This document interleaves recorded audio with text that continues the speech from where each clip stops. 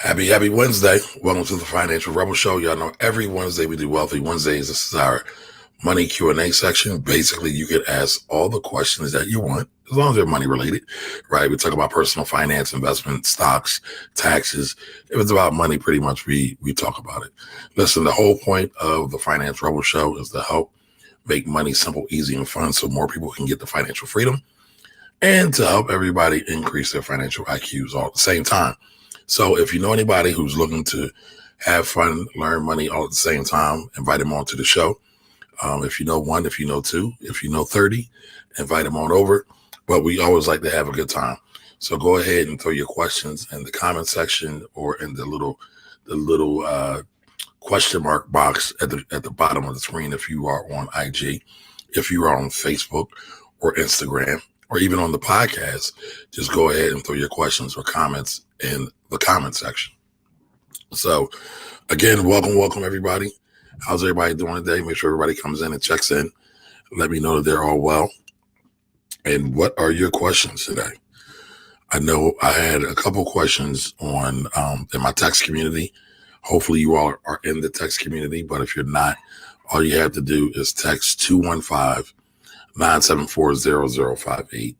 Again, 215-974-0058. And that's where you get answered or ask all your questions of me. I'm still taking questions here live, but at some point, I'm going to start taking all my questions from my text community. Just to try to make the show a little bit more streamlined, make it a little bit more fun. Maybe sometimes I can get to do a little bit of research in advance of actually starting the show, because I don't do any research in advance. If I do any research, y'all see me do it, and y'all right here with me. But everything I do, I am doing cold. So right off the top of my head. So let's see who's here. All right. Ed Music Man 1982. How you doing? What's up, John?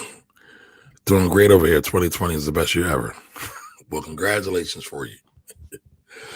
I've decided not to say 2020 is the worst year I've ever had, because I'm still here and I'm still thankful. But 2020 has been rough. I swear to God, I've had at least 10 people, 10 close family members and friends die since the beginning of the year. Actually, it started, my uncle passed last year on New Year's Eve. And that's when it all kind of kicked off. And then everything just was downhill from there. But I'm still hopeful. I'm still grateful. I'm still humble. But I'm still ready to work. So it don't end until then. But how you doing, John? I'm glad to see 2020 was the best year you ever had. So as we get ready to go, as everybody starts to come in, what's up, Tariq? How you doing?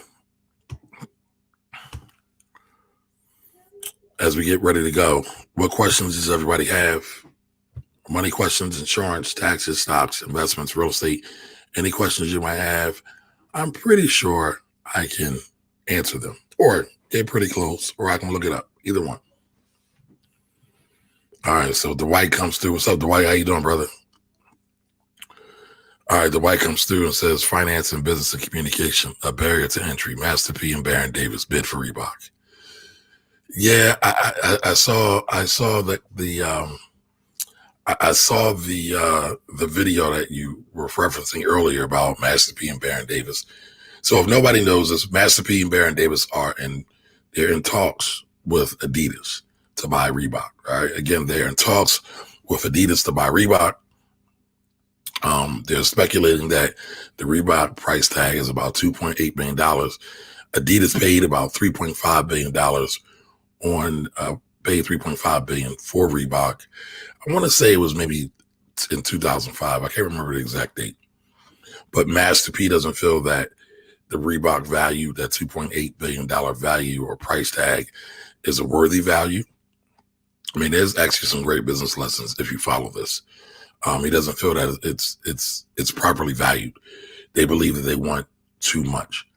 Now, ironically, I've never actually, I shouldn't say that.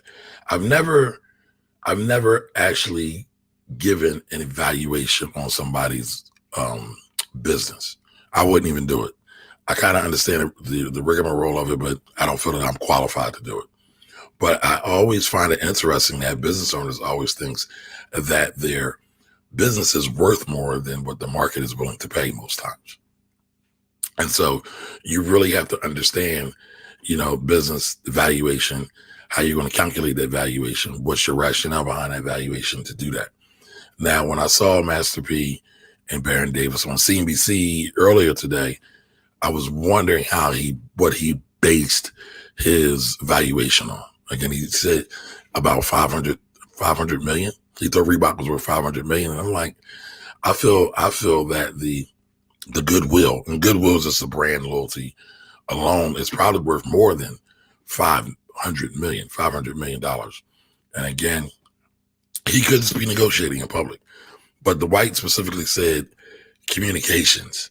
And so I'm sure he's talking about Master P being a little less polished and maybe a little bit more rough around the collar, and Baron Davis being a bit more polished in terms of speaking. It's funny because Master P had on a nice blazer. He had on a business attire shirt, and a kerchief. Look sharp, brother. Look sharp. Baron Davis came in with his fisherman hat on. If anybody remembers EPMD, how they would wear their fisherman hats. But he spoke very eloquently and spoke very well to the issue at hand. I always tell people, though, one of the best ways to learn about business, let me back up. One of the best ways to create wealth for you, yourself, and your family is to start a business. It is to start a business. It also has the highest level of risk as well, right? So a business has the highest level of risk, but it has the greatest level of reward also.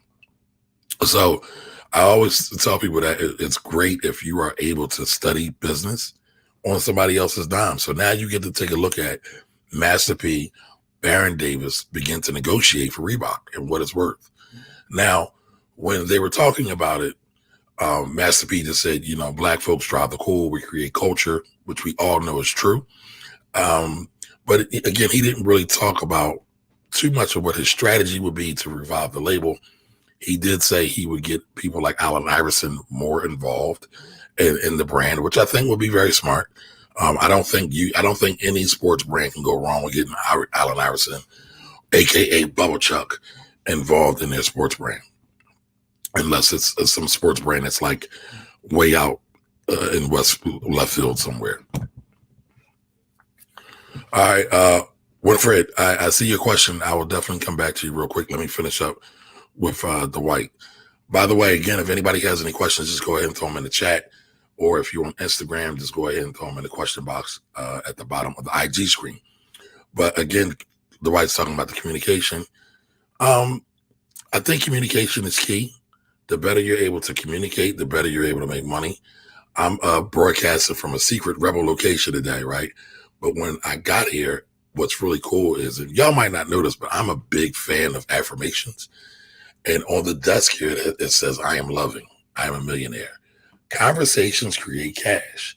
And then the last one says, I am healthy and fit. But the third one, conversations create cash, is 1000% true. Closed mouths don't get fed. So the better you are able to communicate your value, the better you are able to communicate the value that you see you're able to present, the idea that you're able to present, the more money you can make, period, point blank. I know most people are afraid of public speaking. I mean, what we're doing right now is a form of public speaking. Now, I love radio. I've hated video for a long time, but at this point now, I'm pretty comfortable with it. It doesn't matter to me one way or another, but it's still a form of communication. And so I kind of took it on and said, all right, well, I'm better able to communicate my message, whether it be on video, whether it be on audio. And all I got to do is just try my best. And so that's what I do all the time. So conversations create cash. Tying that into this whole Reebok deal, I don't think Master P has the best conversation or communication skills, but they're good enough. They're good enough. And clearly they've been good enough for him to make millions and millions of dollars over years. So a lot of times we get stuck into what's called I'll call the respectability politic of how to speak properly and how to make sure you don't offend people who are easily offended when you might butcher the king's language or the queen's language, whoever you are. But a lot of times, Black folks struggle with that. I'll say that because there's plenty of Black folks who can speak proper English. Oftentimes they get demonized for that, unjustifiably so. But they're able to communicate themselves, and communicate themselves allows them to make more money. And so me and Dwight we had a little back and forth, not even a back and forth. We were just talking about it. Baron Davis, on the other hand, communicates himself really well, has a pretty expansive vocabulary, and is able to do things. And I think he's probably given, or it appears, right? It appears that he's given this deal a little bit more forethought if you're just going on the conversations. And it's really hard to go on a conversation, especially when they're on TV. Like when I go on TV, I'll go in sometimes in the morning. I'll sit there for a couple hours just to be on TV for like 5 to 10 minutes. So sometimes everything gets squeezed into these tight segments, these soundbite segments, and you don't really get a chance to expound the way you would. So I don't want to try to critique anybody. I will say this, though. I think it is worthy to try to communicate as best as possible, but don't do it for the respectability politic, right? Don't do it because mainstream society says you should speak a certain way. Do it because that's what you really want to do. Do it because you see the value in it. Don't do it just because Mr. Charlie says you're supposed to talk like this, and that's the only way to talk. So that's the only point I got on that one, Dwight. But yeah, I look forward to seeing this Reebok deal. If it happens, again, I don't know if the valuation is in line. Again, Master P is saying 500 million. Reebok is saying 2.8. Excuse me, Adidas. Again, Adidas owns Reebok. They are saying $2.8 billion. So they're far apart, but it could be a negotiation tactic. So we will see how everything's going along. But let me say hello to everybody that just joined. Deneen Super, how you doing? Deneen, I need my cookies. Where my cookies at? What's up, Marty Waring? Captain Jordan, 7 Deuce Entertainment. Veronique, I met you in Clubhouse. I hope I'm not saying your name wrong. I hope I'm not saying your name wrong, but how you doing? Thanks for joining. And Sunny 5 Kids, how are you? Welcome, welcome, welcome. All right, here's a question. This is actually a good question, I think. Winford Rose asks, when is it appropriate to take money out of your 401k? Or when is it appropriate to take out a 401k loan? So that's a bit of a tricky question, right? But usually a lot of times people put money into their 401k, and sometimes they don't do a good job of actually having a good cash, an unencumbered cash stash or a savings account that you don't have to worry about paying taxes on. But if you contribute to a 401k, most of the plans, most of them usually have a loan function or loan feature that you can use to pull money out in a tight jam. So, when is it a good time? It depends, Winford. I would need to know a little bit more about your situation, but I would say it depends. I would say, and I don't think this is you because we've had a number of conversations on social media, but I'm just going to say it again for the listening audience just to make the point. Please don't take out loans or withdrawals from your 401k just to buy things that are frivolous. I know it's holiday season. I know a lot of us are looking to buy Christmas gifts and holiday gifts and Kwanzaa gifts.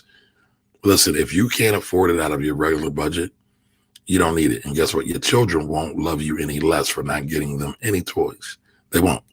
I had a conversation earlier today where they said that they wanted to give their child a better Christmas and a better experience than they had when they were growing up. And so they spent a bunch of money that they shouldn't have spent, and now they're in a bit of a jam. So, I talk to people about this every year. These Christmas toys, they don't matter that much in the long run, folks. But back to, I don't want to get too far away from Winford's question, but it's really hard to answer that, Winford. I would just say, again, don't buy anything frivolous. Hopefully it's, for things like what you might need for daily living, things like that. Or maybe, stepping into an opportunity that you might want to seize upon. But if you can't get any money, let's say out of your home, because you're asking when is a good time to get a 401k loan, right? So let's say you might have some equity in your home and you can't get access to it because, right, people think you could always get equity out of your home. You can always pull the cash out of your home. You can't always do that, especially for some people that might have hit some hard times and the credit got dinged. They might not be able to get a loan, right? So maybe you got laid off and you need to get your hands on some quick cash and they're bringing you back. Potentially going to school, potentially starting a business. But again, all well researched and well thought out things, not just something that kind of came on a whim. But if you want to inbox me, Winford, and ask me that and give me more details, I can give you a better analogy of the overall situation and give you my thoughts of it. But when is it appropriate to take out a 401k loan? When you need it, when you really need it, though. And most people, again, this isn't for you, Winford, but most people don't understand needs and wants. They're different. A lot of us operate on wants and they think they're needs. They're not most times. Most of the needs people think that they have are actually wants. They just don't know how to discern properly between the two. All right. So I see a couple more people joined in. Some of my regulars. Doing my, how are you? How are you, lady? Good to see you. Happy holidays.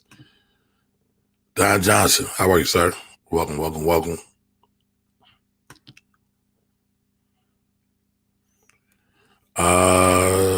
Michael Dennis, how you doing, sir? I haven't seen you in a couple of weeks. How you been, man? Where you been? All right. So Brad Wolf, how are you? So Brad asks, any way of investing in universal healthcare? I like looking at. I don't know if that's a joke or he's talking about the planet, but let me know if that's a joke or yeah, let me know if that's a joke or not. Jody says Abarigani. And Jima Asante, today is Nia. Jima Asante Nia. So Nia's purpose. That's the way you reply back to Abarigani. Abarigani basically means what's the news, right? And for Kwanzaa, today is Nia.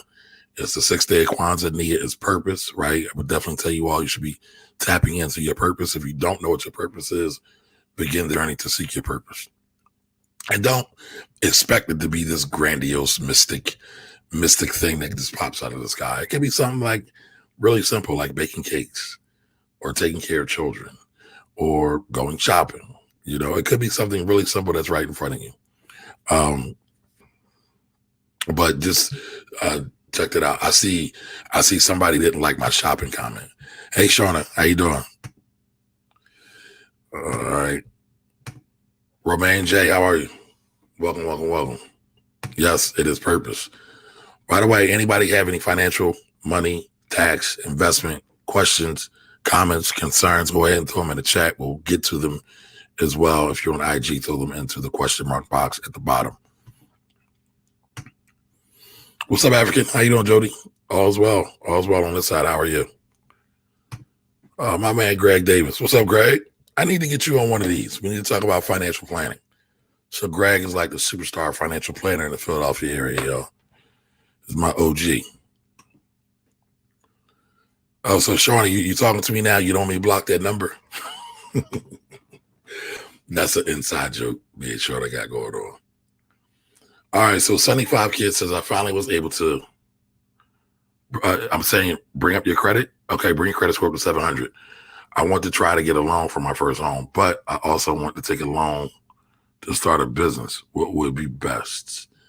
I would say this, and you might not like this. I would say saving your money would be best. I am not a big fan of taking out loans to start a business. I was going to say Mark Cuban said something about people that take out loans to start a business, but I don't want to be offensive. That's never my intention. But let's just say this. He felt it wasn't a good move, and I agree with him. One, you're starting your business off from a leverage space, and you don't have the leverage in your best position, right? Or you don't have the ability to have the leverage. Somebody else will have the leverage on you. So that, to me, that's never a good place to start. I'm a big fan of being a bootstrapper. So Once you can bootstrap, once you really know how to run the business, because everybody thinks they know how to run a business. They think they got the secret sauce. They think they're going to be able to revolutionize the world. And a lot of times they don't realize all of the minutia and little nuance that goes into running a business. Everything from paying your taxes, when to pay your taxes, how much taxes to pay, right? We're at the end of the season, right? Your estimated taxes, if you're in business, will be due on January 15th, right? Those things matter. I see people get into a whole heap of trouble because they don't pay the taxes on time and they dig themselves a big hole, right? So before you go out and take a loan, number one, thoroughly research what you want to get into. Really make sure what you want to get into is something that you really are interested in, or that you see a way that you can leverage the situation for more than what it is. But if you don't have any money saved, it's going to be a little hard. And banks are not in the business of giving out money. All right. They're not. Banks are in the business of making money. Right. And so with them making money, they don't want to give out loans that they know cannot perform. All right. So when we say perform, that means that people are going to pay the loan back in a timely fashion and they're going to get their bread back. Mr. Anderson. What's up, Dave? How you doing? The Business Bully. Everybody follow the Business Bully. That man is very creative over there.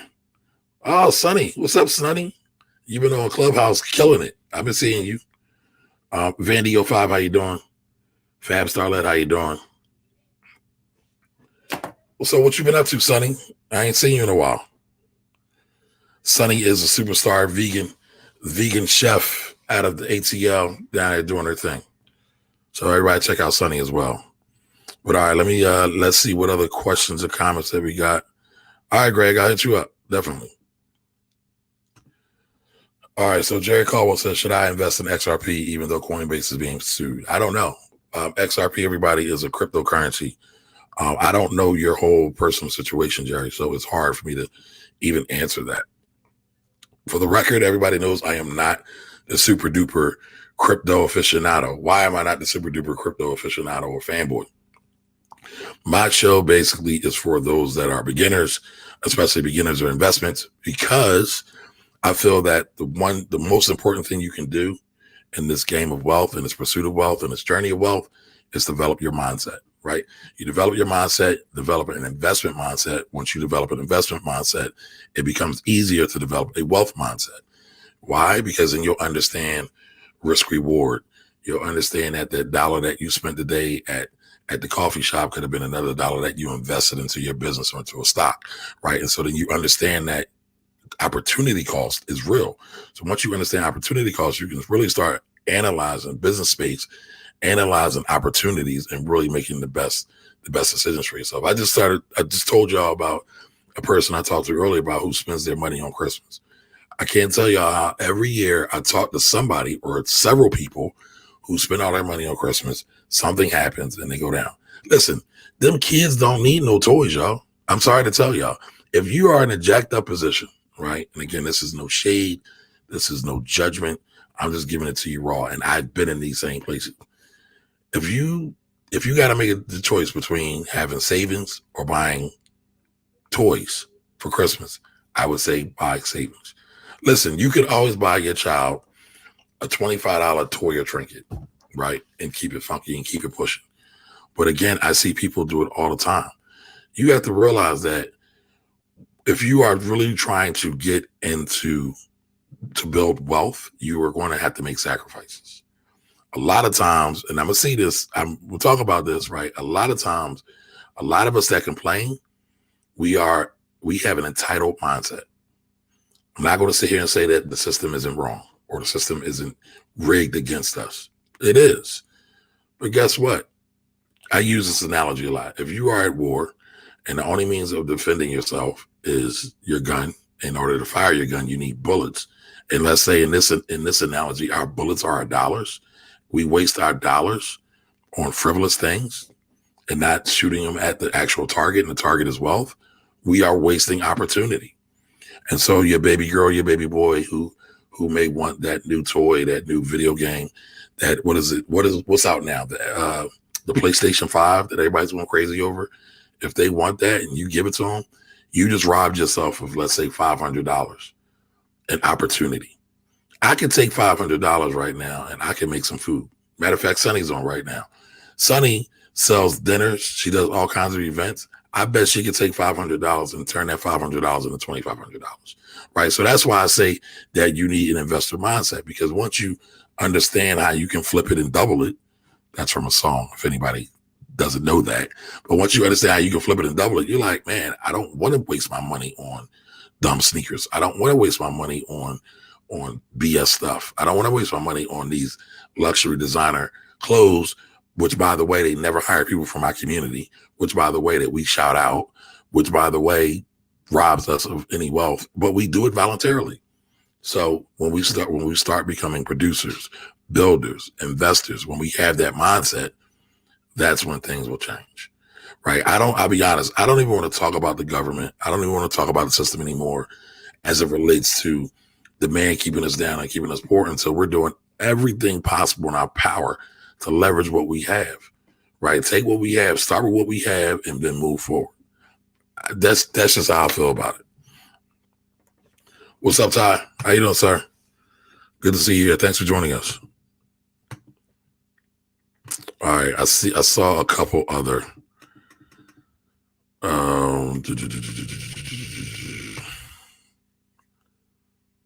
Are there any courses or books you recommend to learn the proper way to run a business? I mean, there's a bunch of them. There's one book I feel like is really good. It's the 80-20 rule. It has an investment bent. It's by Perry Marshall, but then there's a guy that came before him that wrote the 80-20 rule, and I can't think of his name off the top of my head, but it just talks about the power of 80-20. And it talks about how 80% of your money is going to come from, let's say, 20% of your clients, or you'll see 80% of traffic, right? Car traffic that rides on 20% of the roads. And so when you understand your 80-20, you're able to really employ leverage and really elevate yourself to a higher level. So I would look it up. Just look up 80-20. There's another guy, I want to say Richard Cox, but I'm not sure of his name. But that's one book, Atifa, that I would suggest. There's a bunch of them. The Ultimate Sales Machine by Chet Holmes is another one that's a classic as well. The E-Myth is another book. Actually, I would read the E-Myth as well. I'm trying to think of one. There's one, I actually interviewed the author, but I can't think of his name off the top of my head. But there are several good books out there. I would stay away from a lot of the gurus. There's some gurus that are really, really good. But a lot of times I notice people are going to these so-called gurus and they're looking for the shortcut. There are no shortcuts, people. There aren't. Now, you can get a mentor or a coach, and yeah, they can help you avoid some of the potholes, right? But you still got to travel that route. You still got to be able to have enough gas to get in that route. You still got to maintain the car to get in that route. By the way, that's just an analogy for you or whatever other vehicle that you're using to get to your next destination and journey in life. You still have to be able to do all those things. But Atifa, come back to me on that. I actually might do a video on some of the best business books, in my opinion, that I've ever read. I'll tell you this: read A.G. Gaston's Black Titan, one of my most favorite books ever. A.G. Gaston is a Black man, grew up during Jim Crow segregation, and was able to become a millionaire. All right, another book is called Black Fortunes as well. It's talking about the story of the first six Black people after slavery to become millionaires. All right, and so you're talking about people like Robert Church, who was out of Memphis, who basically brought Memphis, saved Memphis. There's several others, but check out some of those books, and I think you will glean a whole lot. All right, so let's see what else we got here. Jody asked, "What exactly is Clubhouse?" I've been hearing it's another social media app that a lot of people are on. It's an audio only social media app that a lot of people are flocking to. You have a lot of celebrities on there. Meek Mill is getting dragged a little bit because he was in a room on Clubhouse and he basically stated how he felt with that whole interaction with the children. I personally don't have a problem with Meek Mill not giving the kids any money. I mean, we always are seeking out money. We're always seeking out somebody to give us something. But he said he was pulling up to give him game. So the game at the end of the day is actually more valuable than the money. And he said he didn't have any cash. So would it have been better for him to pull up and not speak or avoid him or just make an excuse and try to give him some money? But I don't know. That's just me. A lot of people disagree with me on that. Michael Dennis says, don't let local economic development centers provide access to biz startup money at low cost. Oh, don't. Okay, I'm sorry. I misread that. Don't local economic development centers provide access to biz startup money at low to no cost or to no finance. Yeah, there are some no to low cost programs. There are also some grants out there. All of those things. I still say, though, put up your own bread first. That's just my opinion. If you can't put up $500, I don't, or even $100, right? Whatever you got to make it happen. Listen, I'm going to say this. People always say it takes money to make money. That's not true, right? And just hang with me for a minute, right? Think about this. There are a lot of people who were able to make money with no money, absolutely. So if it actually took money to make money, some of these people would never have any money. It takes creativity to make money, right? First and foremost. And then, yeah, you might need some money, but it takes great creativity. I can go buy a pack of waters from Sam's right now for, I don't know, $5, go to Target and get some for $6. I can hit the corner and sell them for $1 a piece. And it's usually about 24 of them. So how many times would it take me to, how many cases of water would I need to get and sell? All right, well, I'm going to be honest with y'all. I'm probably not going to go out and sell water because I don't like being out in the cold, right? But I've sold everything from water to chicken at vending places. I've done all kinds of odd jobs. There's nothing I can't do. And the reason I say it's nothing I can't do because I know I can go read a book or I can get on my phone and I can figure out how to do something. So, I'll just say that when you wait for these, and again, there are some really good local CDFIs or local economic development centers that are really, really good, right? But everybody has a process. Nobody's just going to sit around waiting to cut you a check. But you might need money that night. What are you going to do? If somebody said, I need $1,000 tomorrow, I need you to get it today, and I'm going to give you $100. What would you do? What would you do? Something's at risk. A life is at risk. Your baby girl, your baby boy's life's at risk. What would you do? Nothing illegal, folks. No prostitution. What would you do? What would you do? All right, I forgot to mention this at the top of the show. All right, so tonight's question, I want to get y'all feelings about this. Tonight's question is, how do you define wealth? How do you define wealth? All right, so make sure y'all chime in. I'm really interested to see this. Tell me, how do y'all define wealth? But again, yes, Michael, yeah, people can do that. They can do it all day long. But I love to see people put their money up. It gives them the most leverage, right? It gives them the shortest barrier to entry, right? While you're waiting around for somebody to fund your business that, to be honest, you don't know if it's going to work or fail or not, but you're sitting around waiting. Your time is your most valuable asset. So maybe you have to wait 30 days to get this grant. Well, you could have put that bread up in that time frame, found out that it needs to be tweaked or fixed, and you could be on and popping to either to that thing and making it better or to the next thing. Just my opinion, folks. Just my opinion on over 20 years of financial services work, from accounting to tax to financial planning to institutional money management, where I was managing money on Wall Street. All right. So Doing Mouse says, friends want to buy a share of Amazon. I'm trying to tell him to buy ETF with his Amazon in them. It's cheaper. What can I say to change his mind? I told him it's a grown man game. He could lose everything. Yeah, he could, but he could also buy a fractional share of Amazon. I have a fractional share of Amazon, and I'm sure he could buy that fractional share of Amazon for a lot cheaper than the ETF. Oh, but you could also buy the fractional share of the ETF too. All right. So, I mean, there's more than one way to skin a cat. He only needs $1 to buy a piece of Amazon. I love fractional shares. Now that the technology is here to make it simple, easy, and plain for people to invest, it's good.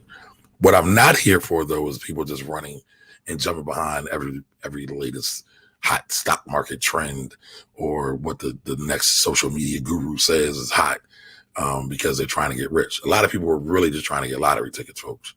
They don't want to do the work. They want the shortcut. And so that's what I'm not for, because it never works. It never works. I've not seen it work once. And when you look at the people that win the lottery, most of them go broke. There's a reason why most people go broke. Now, if y'all remember, the question I had, it was either last week's show or week before last show, I said, would you be able to handle $1 million if you got it today, right now? Everybody said yeah. Everybody said yes. I think there's like one person that was like honest and said no, they couldn't do it. But again, no diss to none of y'all, no shade to none of y'all. Most of y'all couldn't handle $1 million at one lump sum right now dropping. By the way, it's tax-free. So let's not even go through the rigmarole trying to figure out taxes. But you could handle it. Why couldn't you handle it? Because it would take a different mindset to deal with it. It would take a different mindset for you to manage it. It would take a different mindset for you to handle it. It takes a whole nother level of discipline to do it. Most of us don't have discipline to save. Your average American doesn't have $400 to deal with an emergency. Now, y'all ride me a lot of times because I say save first. I'm cool with investing, right? But I'm not cool with you throwing all your savings into investments. A lot of people ask me about Bitcoin. Should I buy Bitcoin? Yeah, I'm cool with you buying Bitcoin. Buy $5 here, $10 here. Buy a little bit at a time. Not with you throwing your $500 in savings into Bitcoin when that's all you have, right? Again, people want to do that because they're playing craps. They want to go all in. Roll that funky 7. That's not what this is, folks. It takes discipline. It takes being uncomfortable. It takes learning, formally and informally, right? There's a lot of genius people who have been able to do some things by learning informally. Here's the key. They have a lot of discipline. Discipline. They're able to then execute, right? Ideas are wonderful. I could probably sit here and blow most of y'all minds by the amount of ideas that I come up with every day. But those ideas don't mean anything if they're not coupled or they're not tied with any execution. All right, so so doing mine, just to put a period on that, tell him he can buy the fractional share. He can start with $1. He can try it out, get his feet wet. If he wants the ETF, that's cool too. He can buy the ETF for $1, right? Again, fractional shares. But I'm not really for, I kind of give people clues and ways to go about investing and dipping their toe in the market, because everybody's not for investing either. We're going to have a correction or a crash, whatever you want to call it. There's going to be a lot of people running out of the market. Happens every time. Every time. All right, so Don Johnson says XRP is trash coin. but I did make a bag trading it. All right, Don. I appreciate that. Saw some questions here. Rochelle Smith. Rochelle Smith is another super duper superstar financial advisor, CFP holder here. And she says she's not for it either. She's not for the lottery ticket or the get rich quick mentality. Hey, Nikki, how are you? Mrs. Estes 16. I hope I'm saying your name right. You agree with that? Oh man, I missed that. I'm not sure what you agree with. Andy Moxon says open a custodial account for kids. Yeah, those are cool. But sometimes when you're just starting out, you don't need anything. You just need to, you can, well, going back to what I was saying before, not to get off track. If you want to buy some stock for them, you could always get a gift certificate from a platform like Stockpile. And you could give them stocks. But again, if you are grinding from the bottom, you have nothing, and let's say all you have is $500, I would rather see you invest in a way to increase your income. I don't care if it's education, a side hustle, whatever it may be, then buy your kids a whole bunch of toys with that $500. But again, I don't think I'm going to change anything by putting this out into the universe, right? Because I have this same conversation every year. It's like clockwork. And I'm almost certain that I'm going to have more of these conversations going into the new year. And, sometimes people think I'm judging them. I'm absolutely not. I don't have a right to judge anybody. Let's be clear about that. What I do have is perspective. And so between my education, formal and informal, and my experiences, I've seen what works and I've seen what doesn't really work. Now, does that mean that your 1% idea or your 0.5% idea won't be valid? That doesn't mean it won't be valid. The probability of success is pretty low, though. So y'all can be like Martin Lawrence and start y'all business. Y'all can call it Rent a Spoon, and y'all can see how successful y'all gonna be. I mean, I'm here for it. I love the underdog. All right. So Mrs. S16 says, I have a question about personal financial management. What percentage of your income should go towards bills? And what percentage should go towards savings? And what percentage should be available? So this is what I would tell you to do, Ms. Estes. It's hard to give you those hardline numbers like that. I would say what I do with some of the people I do coaching with is I have them track their expenses for the last 3 months and see where it goes. Right, every penny. People don't like doing it. I just did it with a business client of mine who has a business doing well, but they have a job. So they have a side hustle and a job, and they're trying to figure out how to convert that side hustle into a full-time business. But they don't know how much money they need to bring home every month, what the business needs to produce for them to leave the job. And I've said this to them over a year. How much money do you need to leave? And then they would guess. But then I said, all right, I'm going to do a call. And I made them do it. I made them look at their expenses. I made them look at their bills. And you know what they said to me? I eat my money. Now, a lot of us are guilty of eating my money, our money. I eat my money a lot, but that's like one of my only vices. I'll eat out more, but I'm not really into sneakers. I'm not really into jewelry. I'm not really into cars, right? So you had to be honest and upfront with yourself, right? If you were serious about this. And I know what my goal is, all right? But if you're talking about, what percentage of money should go towards bills, and I didn't even know what your goal is. What's your goal, Mrs. Estes? Are we talking about the ends are barely meeting? Are we talking about something else? But what I would say is throw 10% out, right? So 10% is usually the adage for everybody to save. That's the number. Throw it out. It's trash. Now, there's a caveat to that. Some of us don't have 10% to throw out or to save. So if that's the case, just take $5 out of every pay and set it aside and grow that money in the interim until you can get the 10%. But once you get the 10%, don't stop at 10%. You should be at 20%, 30%, 40%. Like if you are really trying to, let's say, either one, retire early or achieve financial independence as early as possible, that very much is going to be a function of how well you can control your spending. I know some of the FIRE people, financial independence, retire early, FIRE, FIRE. Some of them are saving 50% of their income. Some of y'all are going to be like, how can you save 50% of your income? They don't buy dumb stuff. They clip coupons, right? They know where every red, nickel, cent, and dime goes. They don't have cable. They're making the sacrifice, though, y'all. They're doing the work. So again, Mrs. S, I'm not trying to be flippant with you. I hope you don't take it this way, but to really give you a real answer, what I would tell you to do is I would tell you to go back, look at your last 3 months of income in your bank. Most of us use debit cards now. If you don't use debit card, if you use cash, I would tell you to track for the next 3 months what you're spending. Tell yourself if it's important to you. So for example, right? A lot of people don't do this, but I'll do it, right? I might go to Starbucks. This is not an endorsement for Starbucks. They don't pay me any advertisement. Just using them because everybody knows them. I might spend $5 at Starbucks every day. So instead of going to Starbucks every day, I might start making coffee at home. Now, I am not the latte shamer. I am not the money shamer over here. I believe life is for the living, but it all depends on what kind of life you want to live in. I am in no position to tell you or anybody else what kind of life they want to live. And I mean, people ask me all the time, and people say, Kamari, why you count my pockets? Well, here's something, folks. I get paid to count pockets. I do it naturally. I can't help it.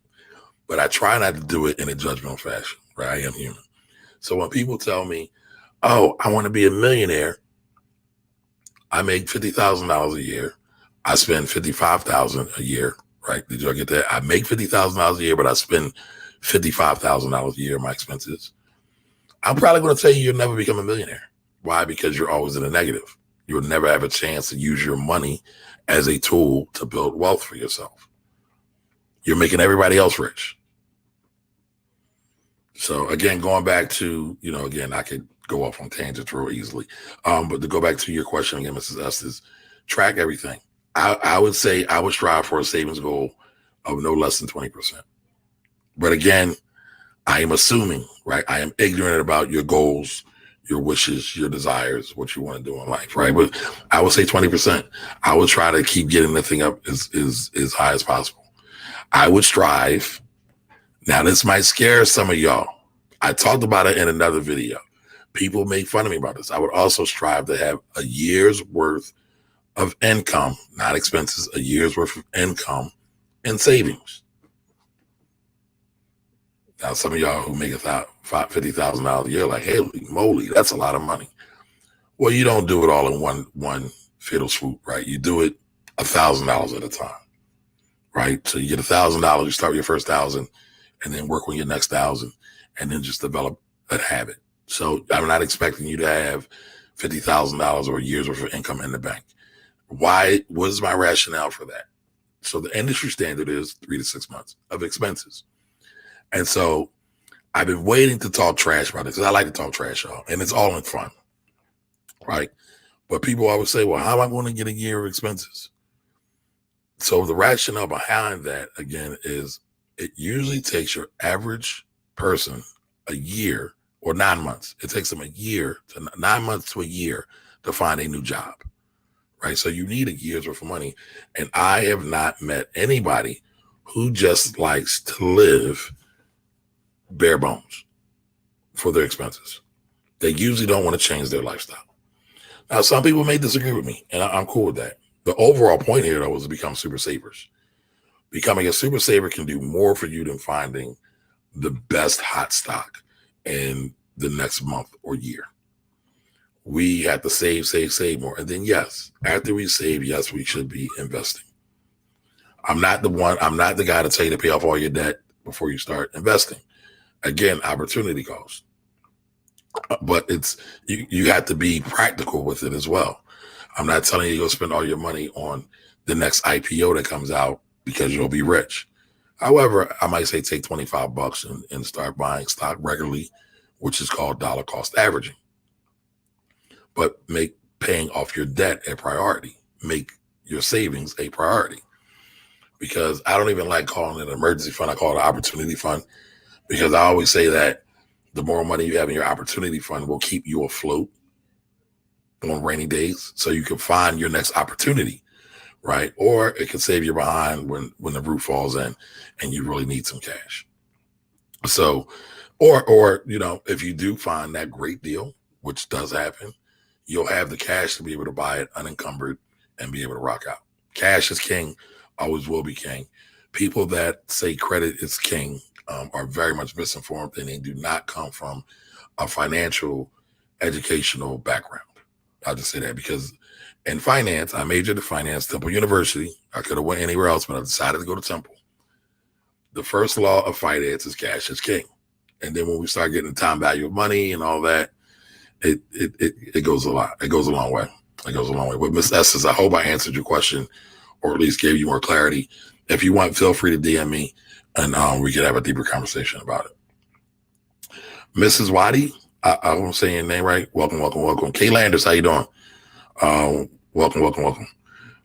Kay Landers says, look at who is so fresh and so clean for 2021. No, not at all. D-Hop 120, how you doing? Seeking Fire Investments, how you doing? Rochelle, I get a great work from Rochelle. Oh, that means a lot. She's a superstar, y'all. I must be doing all right.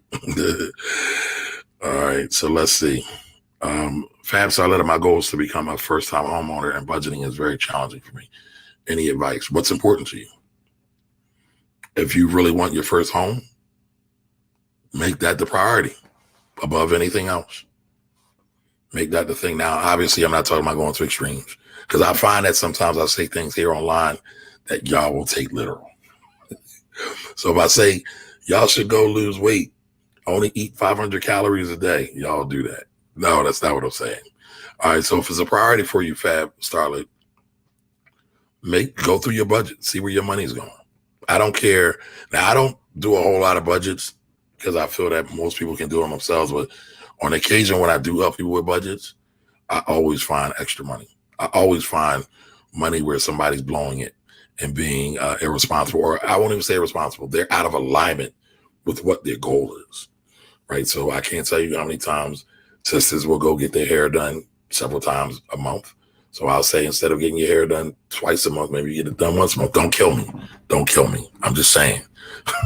I'm just saying. Or maybe you get a different type style. Maybe you get some type of protective style that can last a little bit longer so you can put more money into your coins, right? So you not only get your money back, you also get your time back. And again, time is our most precious asset. But I would start there. I would start there. All right. So Ms. Esther says, yep, I'm doing just that. Good to know. That's how I should start. I was trying to figure out how to set realistic goals. Thank you for your input. Well, here, again, a realistic goal would be to go through and look at all your savings. Look at how much money you have coming in and cut everything by 5%. Start there. If you spend $100 on cable, see how you can spend $95 on cable. If you spend $100 on groceries, see how you can spend $95 on groceries. The $5 is 5% of 100, right? Just start there. See if maybe you can get some reward points from your credit cards that you use. Now, if you're having, I'll say this, because sometimes there's a difference between theory and application. You see a lot of people get online and they talk this theory nonsense. At the end of the day, we're all human beings. We're all human beings. We all have emotions. We all go out on whims and we do certain things. Just look at the checkout aisle in the supermarket. How many of y'all have brought candy bars there? I know I have. I might be telling on myself. I didn't plan that, but I'm human and I got caught up in an impulse and an emotion. All right. So I spent an extra $1.50, $2 on a candy bar. But if you do that every time you go to the market, that tends to add up. All right. So just start slow and be realistic with what you want to do. Also be honest with where you want to go. And again, just start small and gradual and keep track of it. That's all. You don't have to buy a brand new wardrobe every month. You don't have to go on a fancy trip every month. Again, there's no shade. If that's what you want to do, that's cool. But then you can't complain that you don't have any money when you won't make any sacrifices to save money either. All right. But Mrs. Esther, start there. Cut everything 5%. Even if that means cutting off your cable. See if you can reduce your cell phone bill. All right. And then, so I'm going to be really funky with y'all. I'm actually a big proponent of increasing your income. I believe most of us don't increase our income. We don't focus on it. We're so trained to cut our expenses. And there's a time and place for that, but I'm just being transparent with y'all now. I always want to think from a place and standpoint of abundance. So I want to figure out, how can I get more money? How can I leverage and use my God-given gifts, abilities, and talents? Now, waste is waste too, right? So I don't want y'all to be disillusioned or puzzled by what I'm saying. Yeah, things that don't serve you should be cut. If you are trying to get to a house in the next 6 months, then yeah, you should be cutting. However, if you can figure out ways to increase your money, whether it be get your resume redone or take a basic communication or public speaking class that can help you get there faster, I'm for that too. All right. Hope that didn't confuse anybody. Hey, Angela, how you doing? All right. So remember, today's question is, how do you define wealth? I want to hear this. How do y'all define wealth? So, hey, Angela. Angela says hello. Happy holidays, Kamari, and everyone. Yes. Happy holidays to you as well. So, Mia, how you doing, Mia? Mia Latham, how you doing? Welcome. What question do you have today, Mia? My comments are jumping on me.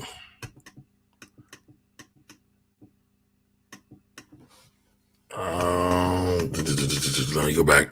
My comments. There we go. All right. Dak Martin, how you doing? Now, be patient with me, y'all. I might be a little slow, but I'm not on my normal setup. I'm at an undisclosed rebel location. So I had to like bring some stuff and kind of string it all around to get it going. So Dak says, what's up, Kamari? How would you suggest going about trying to teach a child how to invest and understanding investing? Talk about investments, right? Everything starts with a conversation. Talk about investments for Christmas or for holidays or whatever holidays. Buy them stock, buy them an investment. If you take your child to McDonald's all the time and they don't own McDonald's stock, there's something wrong. If your child has a pair of Jordans that does not own a pair of Nike stock, something's wrong. If your child has an iPad and does not own at least a fractional share of Apple, something is wrong. If y'all go to Amazon and y'all buy a bunch of junk off of Amazon all the time, something is wrong. You should own a piece. My wife goes to the dollar store all the time, Dollar Tree. I told her, I said, you go there all the time. Like, you got it mastered. She's got her system for buying stuff in there. I ain't got the time, y'all, but she does it. God bless her. I said, you need to buy some Dollar Tree. She went her Cash App account and she bought some Dollar Tree. I say, start there. Start there. And then I would also say, have them get them a newspaper, right? Matter of fact, I did a video on this. It's like top 5 gifts for your child, for top 5 financial gifts for teaching your child. I got to look on YouTube, but like get the paper and just read an article out of the paper with your child, right? Nothing heavy, right? I'm not expecting them to be super duper financial PhD, but just regular stuff. Children are smarter than what we give them credit for, y'all. They can understand. They understand about money. Just start talking to them about it. So now they can think about it. I would also start talking to them about the bills. I talk to my kids about the bills all the time. My electric bill every month, my electric and gas are combined. It's over like $400 a month. Bananas.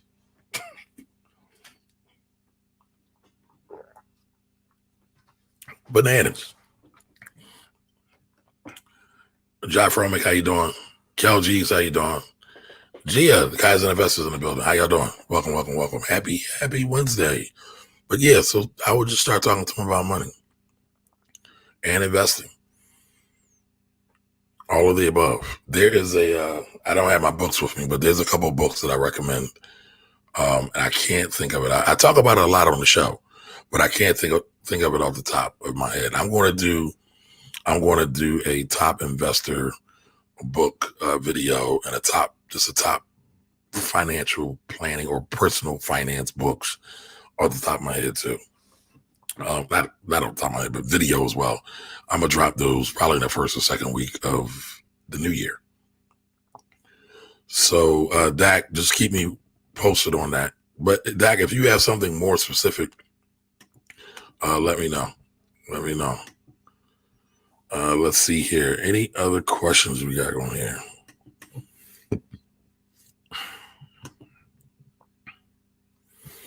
Miss Edith, I'm on every Wednesday. And when I'm not on, I always tell you in advance. Miss Edith says, I really did not know you were on. I'm here, Miss Edith. I'm here. And usually when I'm not on again, I let everybody know. What did you miss? A lot, but not a lot. You probably heard me say a lot of this before, Miss Edith, because you were here with me every week. Appreciate you for that. Right. Richard Cox, the 80-20 principle. I think that's a great book.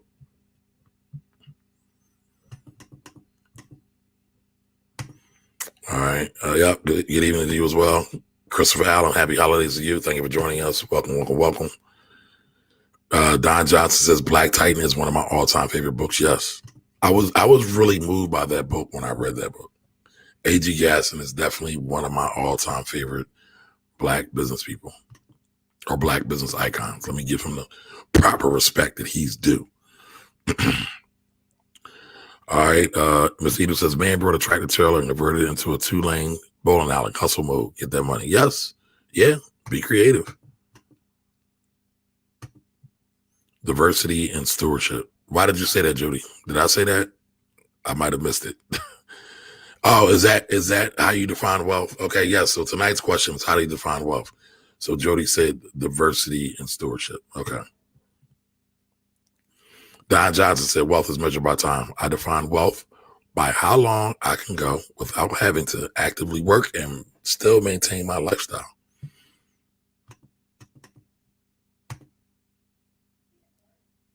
What did you say no to doing mine?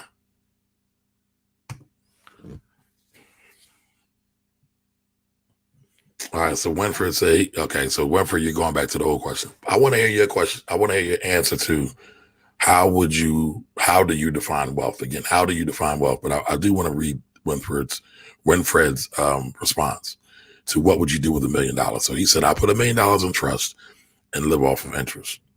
Now, a lot of people think they can just put money into trust and think that it just goes there. In order to have a trust, y'all, you have to maintain that trust. One, it costs money to start a trust. Two, it costs money to maintain a trust. So it doesn't always make sense for everybody to have a trust. It really varies. It really varies. And I know all the social media gurus are popping fly about you should get a trust so you can protect your interests from the government. If you only got 2 nickels, what exactly do you need to think about protecting from the government?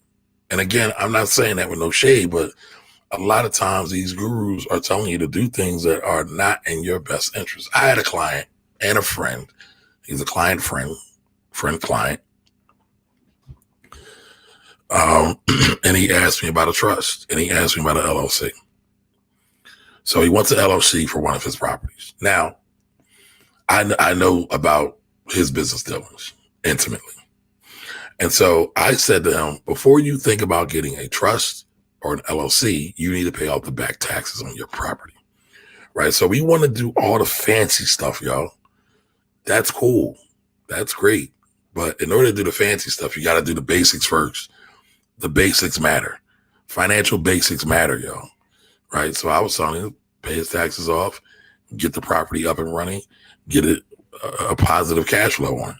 Then we can start thinking about LLCs and trusts. Because every time you move your property and you redeed your property, and let's say to an LLC, it costs money. It has to be recorded with whatever municipality you're in, or it should be recorded. All right. That's one thing that has a cost. Sometimes there's a cost associated with having a lawyer draw it up or a title company draw it up or some real estate professional to draw up the deed. Like all these things cost money. All right. So you gotta think about that. You gotta think about that before you make any money move. Right. Before you listen to any of these social media financial gurus. All right. And you could throw me in a lot with that, right? Am I ready for this? Do I have the financial wherewithal to handle this? All right. But again, if you grind it from the bottom and you're trying to get to the top, sometimes most of the stuff should be ignored. And all you should be thinking about is how to make your business better or how to maximize the money from your job. Because I hear a lot of people complain about their jobs. Everybody complains about their job. So let me ask you this. If you complain every day about going to your job, you don't think you're going to complain every day about going to your business? And guess what? The opportunity for getting paid at your job is higher than your business initially. So you got to get your mindset right before you do any of those things. Most bad employees will make bad business owners anyway. So, keep that in mind, y'all. Keep that in mind. Now, I'm not suggesting you stay in a toxic work environment. If you got a boss that likes to run around and call you names and fill on you and put you in awkward positions, then yeah, that's a different conversation. But for all of those who just hate your job but everybody else is cool, you might want to reevaluate why you feel the way you feel about your job. And if you do want to, quote unquote, become a business because you saw some social media gurus say you should become a business, you might really want to evaluate that. Am I ready for it? Do I have the tools for it? What do I need to get ready? So, all right. Doing Mile says, I like Don's definition of wealth. Yeah. Don and I basically share the same definition of wealth. It's all about time. It's all about time. All right. So what are we talking about over here, Jack? What's up, Jack? Let's see. You came back with us. Hold up. Are you on vacation, Jack? I am at an undisclosed rebel location. That's where I'm at. But yeah, I took a couple of days. I took a couple of half days off because I'm working and hanging with family and hanging out with y'all as well. But I'm going to start doing a better job of more balance. More balance. All right, execution. We had a discussion this morning. Who'd you had a discussion with, Miss Edith? I'll be interested to see that. All right, Karan says he's here. What's up, Karan? How you doing, sir? All right. So Edith says, well, maybe I can't know how to maintain $1 million. I'm sure would make an effort to learn. Yeah. Listen, I ask these questions, y'all, not to put y'all down. It's all love. But sometimes, like, sometimes you got to have hard conversations with folks, right? So if I tell my kids, hey, you can fly. Yeah, you can fly, but you don't have the equipment to fly. Do you got the backpack with the rocket booster backpack, right? Do you have all the tools that you need to get that done? All right, so I'm not putting them down if I say, well, listen, you're not ready because you don't have all the tools. I'm not going to send my child to go jump off the cliff. They don't have a parachute or the rocket backpack because they think they can fly. No, I want them to be able to fly. Do whatever you want, baby. Just have the tools for it. Do the work to get it. Have the money to pay for it. All right, so what else we got? Dorma says, my friend wants to pay $3,322 a share. I'm like you, at what price at correction is looming. People think they rich because they have a little stimulus money saved up. Yeah, well, if any of y'all pay attention to my Instagram account, I make jokes about all this stuff, especially the stimulus money. But some people they want to do what they want to do, and I don't know how to change that. I don't know how to change people's minds. All I know how to do is be truthful, honest, and come with good intentions and good heart, and say, hey, that might not be the best thing you to do. Now, I will present a good argument. Some people feel that I am argumentative. Some people think I'm a real ass because I present facts. And if we're having a debate, I'm going to stick to the facts, not necessarily care how you feel, right? We got to get out of our feelings and get into these facts. So yes, I've been labeled an ass and all other kind of adjectives as well. But at the end of the day, we're going to do better. We got to be honest with ourselves. But listen, if your friend has $3,322 and they want to buy a share of Amazon, have at it. Who am I to stop you on spending your money or investing your money the way you want to invest it? All I'd say is they'll learn one way or another. All right. So Winfrey said, what best side hustle can I use my laptop for? It's a million things. I'll share this with you, Winfrey. I have some e-commerce clients who do several hundreds of thousands of dollars a year in business, and they do it all through e-commerce. They do it through e-commerce. They use their laptop. Some of them use their phone.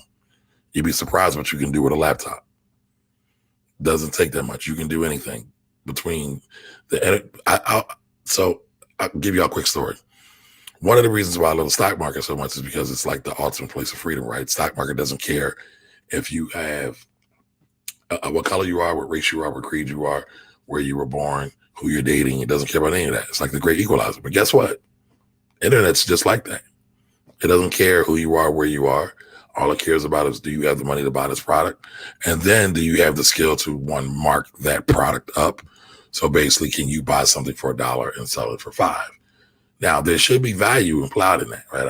I'm not an advocate or a fan or a promoter of anybody scheming anybody. I hate scammers. Scammers are net negative, or they're bad for the community. Overall, they're bad for the community. But if you can figure out how to source something that's of value for somebody else, and you could have them pay a higher price for it, that's good business all day long. That's been here since the beginning of time.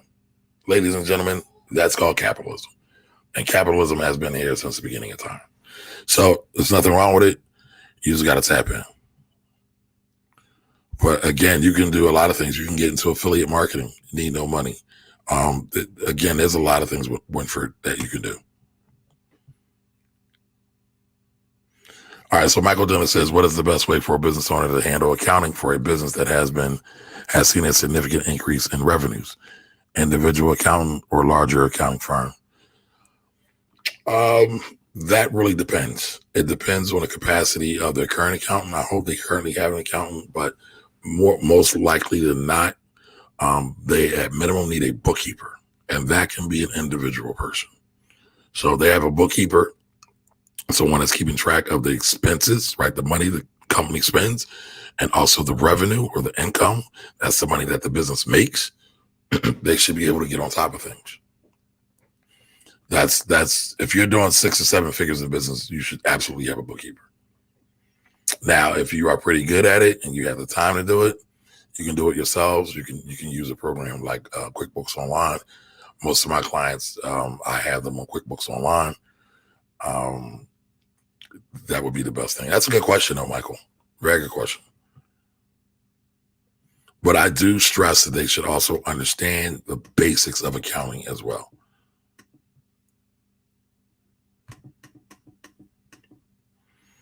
All right, so let's hear Karan. I got into a debate with the brothers today about IBIO. Bro was super bullish, and it didn't make sense to me. What is IBIO? Is that a stock? Is that a ticker symbol? IBIO. Looks like it's a stock. And this internet is crazy. It's a penny stock. I don't even look at penny stocks. Penny stocks are the spawns of the devil.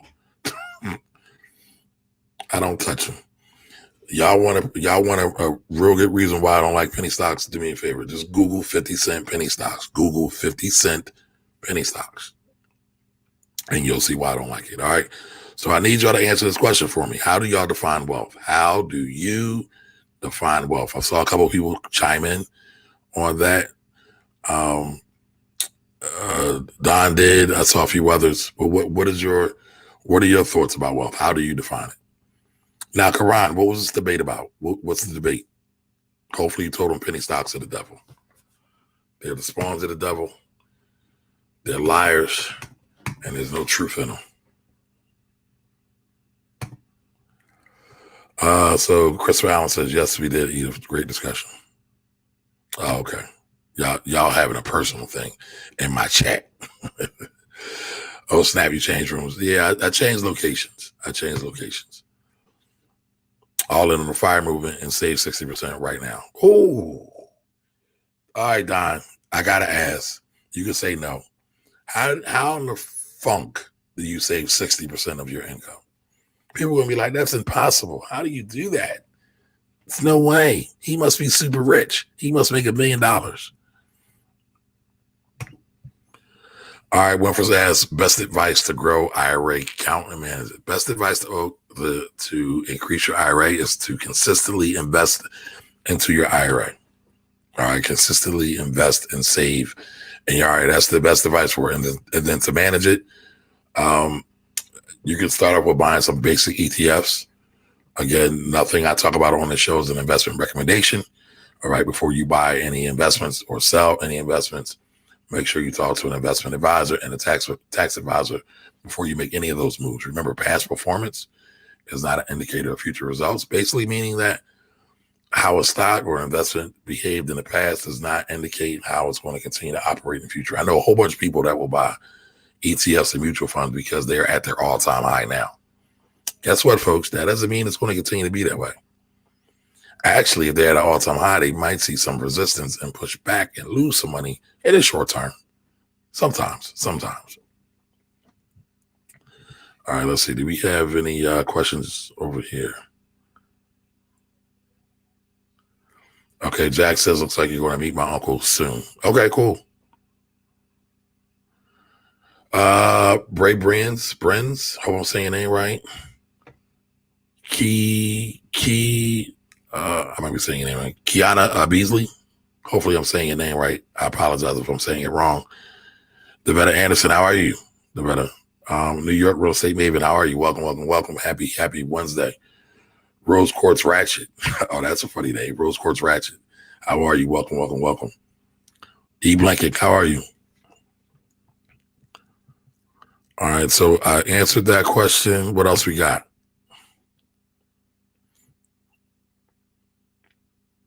All right, so Don says start as early as possible, invest in the S&P 500, set up automatic contributions, and chill. And so Don, that scenario Don just presented is from a book called it's either The Automatic Millionaire or Armchair Millionaire. And I forget the guy who had the book.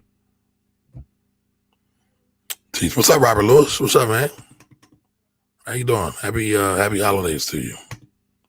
Hey, Angela. Always get information. I appreciate that. Do me a favor, share this out with someone who's looking on ways to learn about finances and how we keep money simple, easy, and plain. All right. I'm trying to help as many people as possible. I used to have a target.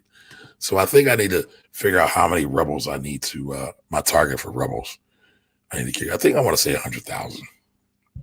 We can shift the culture with 100,000. Can't expect to get them all, but if I get 100,000 rebels, all spending our money the right way, all investing our money the right way, all taking care of our community the right way, we could be on to something. We could be on to something. Sheena Diana, I won't say your name right, but welcome. Carlos Reagan says, "Hey, dude, I'm shocked at you now. Last year, you were rushing to the elevator while holding your stomach. Then as you ride the elevator, you were holding your stomach. Bend down and..." Okay, we got jokes. All right. Then the boy next to you pressed the auto and ran out of the elevator. Okay, I'm guessing those are jokes. What questions do you have, Carlos? All right, Winfrey, you said impulse buys. What do you mean? I think I missed that. I know I talked about impulse buys. All of us have them. We're all humans.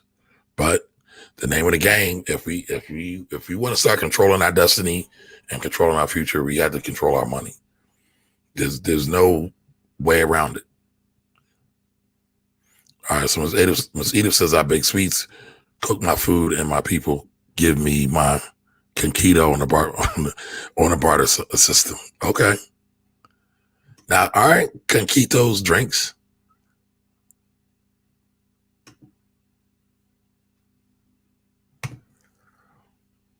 Make sure we like and share. Yes, thank you, Don. Make sure you like and share. Appreciate you. Listen, y'all, I'm looking to grow my YouTube platform. So if you have not subscribed to my YouTube channel, please do. Please subscribe to my YouTube channel.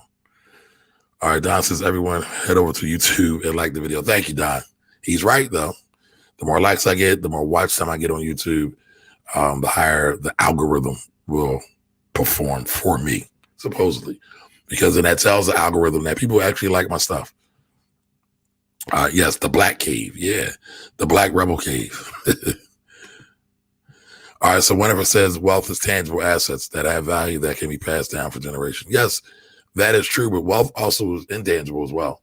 One of the things that the wealthy are doing right now, they've been doing it for a while, is that they're videotaping their stories and they're leaving them, they put them in vaults and they're leaving them to their heirs because they want their family to know some of the lessons that they learned while doing this business, while creating this wealth, because they know that, like, again, I don't want to nerd out on y'all, but basically it says it takes 2 generations to really create generational wealth, and it takes 1 generation to destroy it. So your first generation, let's say it's my dad, right? Created the first generation, started a business, then come me. I kind of grow it. Then comes my children. Third generation, they're spoiled, rotten brats. They're entitled. They don't want to work. They don't want to do anything. It's usually that third generation that destroys everything. So those lessons, those values, those are the things that, when studied, those are the things that keep the generational wealth going. Hey, Audra, how you doing? Are you somewhere doing taxes? Audra's my tax sister, y'all. Thank you, Miss Edith. I couldn't think of the book. Miss Edith always coming through for me in the clutch. All right, so someone asked earlier, what books do I recommend? So one of the first books I recommend for investments, just for overall personal finance, is How Money Works. It's got great pictures in it. Miss Edith, I recommended it. Now she's reading it with her 7-year-old son or grandson, I believe. Miss Edith, how has that experience been? How do you like that book? Is it helping you? Is it helping your grandchild? Or was it your nephew? I forget, but I don't think it was your son. But at any rate, how are you experiencing that book? Is it helpful at all? Let me know. And by the way, the question of the day is, how do you define wealth? All right, so Ebliknik said, who had a great quarter and is looking to grow. I had a great quarter. I'm looking to grow. I hope that wasn't a lead into an MLM pitch. Yes. All right, so doing my guy. Okay, How Money Works is a great book. All right, awesome. So everybody get How Money Works, and if you can, get it through a Black bookstore, please. Right, Miss Edith, I was off last Saturday because I was traveling. I'll be off this Saturday too. So, but I'm going to try and make it up. Like I did a couple videos last week, just talking about the stimulus package and all of that buffoonery that went on and where we're at now with it. So, what's up, Alton? How you doing? Jody says my answer. What was your answer, Jody?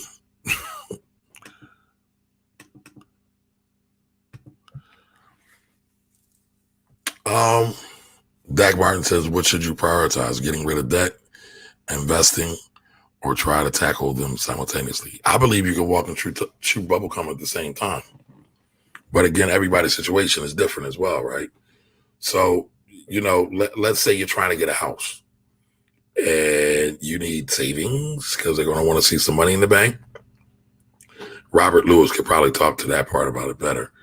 But they're probably also not probably, I know they're also not going to want you to see you have a wacky credit either. So in that instance, you might need to do both. But again, you just got to look at your situation. So let's run through a quick situation. Let's say you make $5,000 a month, free and clear, taxes already accounted for. Let's make this simple, easy, and plain. All right, $5,000 a month. You have some old debt, and it is weighing on your credit score and is prohibiting you from getting a house, this dream house that you wanted. By the way, none of us should probably be buying dream homes for our first homes. We should just get something that's enough for us. Ideally, many of us should be house hacking. And it's funny, people say house hacking now. I was telling my dad the other day, I said, yeah, they got this new concept called house hacking. And he was like, what's that? He said, I told him, I said, well, you buy a multifamily property and you live in one unit and you rent others. He said, shit, I've been doing that since the 80s. They call it house hacking. But, it is what it is. But, everybody comes up with a new term every generation. But, again, you make $5,000 a month. We're going to go through the scenario. You make $5,000 a month. You have some blemishes on your credit. You need to get ready because you want to buy a home. Let's say the home is $150,000, and we're going to go with the harder numbers, right? You should have that 20% down. I know if Robert's still here, he'd be like, no, you probably only need 3%. But just for giggles, let's just say you need 20%, because a lot of times you do need 20%, depending on the situation. All right, so 20% of 150,000. Can anybody guess that real quick? Once, going twice. All right, so 20% of 150,000 is $30,000. All right, 10% of $50,000 is 10% of that is 15,000. Just multiply that by 2, then you got 30,000, right?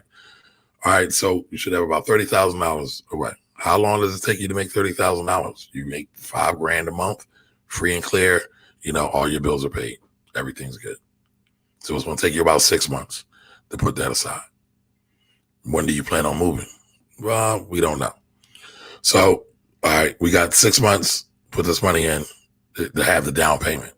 And let's say you got another $20,000 in outstanding debt that you need to pay off as well. All right, so in total, we need about $50,000. So you make $5,000 a month. So 5 times 10, right? 50,000. It's 10 months. So in 10 months' time, and again, it's just simple math, folks. So in 10 months' time, you will be able to put some money aside for your home and pay off your debt. So that's a case where you're kind of doing both at the same time. Now, let's say your situation is a little bit longer, a little more convoluted, a little more difficult. Well, I would say out of that 5,000, take $25 and start investing into some kind of ETF or some kind of stock, not an investment recommendation. All right. And at the same time, you can work towards paying off your debt, and you can work towards savings, your money for the down payment. So, it just really depends. It really depends on your situation. A lot of times people have these crazy situations. Let's say it's a sister. She's got this bat crazy dude that's being abusive to her. There's a whole domestic abuse situation going on. I would say she should save all her money right away, because she needs to get out of the situation immediately, ASAP. It's not about paying off debt. It's not about investing. It's about survival at that point. So pay it off. But again, it just really depends. It really depends on everybody's situation. All right. All right. Jody says that's so good to hear, Kamar, because you never take time off. Yeah, she's right. She is right. She's right. And now, Jody, you're not supposed to be outing me here in front of all these people. We got company. Now, listen, Jody, people, Jody's like my sister. I've known Jody since I was like 5 years old. So we same mentors, a lot of the same beliefs. So she's my people. So she can fuss at me, but she's not supposed to fuss at me in front of company, y'all. Come on, Jody. Jody, my Jody. But you're right. You're right. I don't believe in balance, but you're always trying to achieve it. All right. So Ms. Edith says, Mr. Christopher Allen, prioritizing your goals and completing the task. Your discussion is apropos. All right. Mr. Edith. Miss Edith and Mr. Christopher having their own inside conversation. Yes, Jody, e-commerce with a laptop. Absolutely. Absolutely. I have a client who buys from a supplier and then sells it through her marketing channels. Okay, yeah, that IBIO, that's what you're talking about. It's a pharma company that's trying to do plant-based COVID. That's interesting. They could just eat better for all that, for plant-based.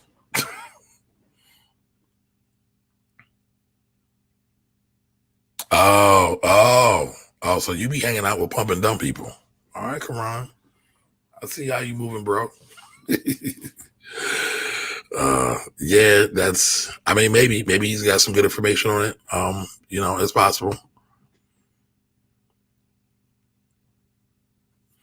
Okay, so Dax says his definition of wealth is financial freedom and security that can be passed down absent of employer dependency. All right, cool. Listen, y'all, one of the reasons why I do this show, like Real Rat, years ago I had a radio show. People loved it. People called in all the time. And they canceled our show. I don't know why, for whatever reason.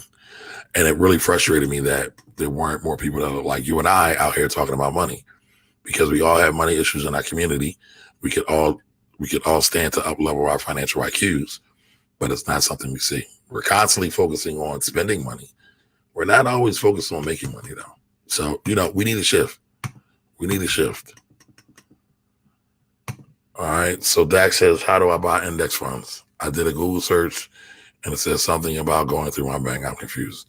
Doing mine. You already have investment accounts, so you could do all of that. Right? But at the very least, you can get on Cash App. Matter of fact, forget that. Just stick with your investment account. And an index fund is nothing but an ETF or a mutual fund, depending on, how it looked at. But the index funds is usually passively invest, and they are investing into an index. An index is S&P 500. An index is also the Dow Jones. An index is also the NASDAQ. And so they follow these lists of stocks, or sometimes they're bonds or other investments. And that's all it is. It's nothing to be confused about. And if you need help, I'll walk you through it. It's easy enough. That's what I'm here for. So no need to be confused. Never fear, Mari Mars here. All right, so Don says his secret is no kids. God bless you, brother. What's that like? What's that no kid life like?